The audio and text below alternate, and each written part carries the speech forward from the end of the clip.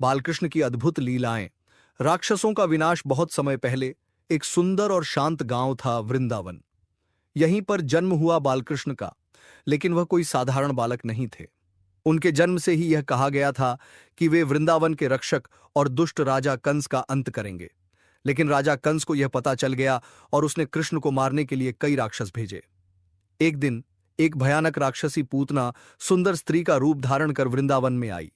वह बच्चों के पास जाकर सभी को यह जताने लगी कि वह उन्हें बहुत प्यार करती है, लेकिन उसकी असली मंशा कुछ और थी। वह कृष्ण को जहर देकर मारना चाहती थी। पूतना ने नन्हे कृष्ण को अपनी गोद में लिया। जैसे ही वह उन्हें दूध पिलाने लगी, कृष्ण ने उसके दुष्ट इरादों को पहचान लिया।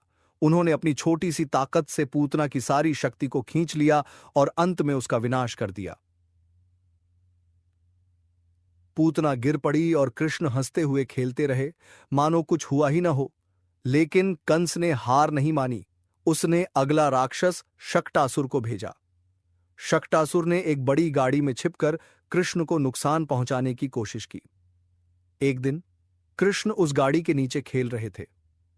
अचानक उन्होंने अपनी छोटी सी टांग से गाड़ी को ठोकर मारी।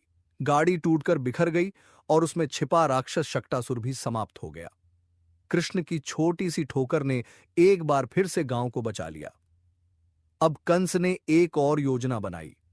इस बार उसने भेजा एक बवंडर राक्षस जिसका नाम था तृणावर्त।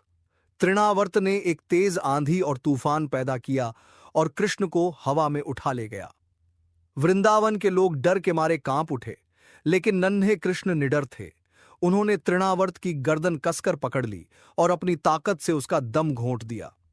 तृणावर्त चिल्लाते हुए जमीन पर आ गिरा और उसकी बुरी ताकतों का अंत हो गया। हर विजय के साथ कृष्ण की महानता और प्रेम वृंदावन में फैलने लगा। सभी गांव वाले जान गए कि उनका प्यारा कृष्ण केवल एक बालक नहीं, बल्कि दिव्यता का प्रतीक है। उन्होंने सभी राक्षसों को हराकर अपने गांव की रक्षा की। इस प्रकार नन्हे बालकृष्ण की लीलाएं और उनके अद्भुत साहस की कहानियां सभी के दिलों में बस गईं। यह तो सिर्फ शुरुआत थी। आगे और भी राक्षस उनके साहस और ताकत के आगे टिक नहीं पाएंगे। कृष्ण की और भी अद्भुत लीलाओं के लिए देखते रहिए। Please like and subscribe for more.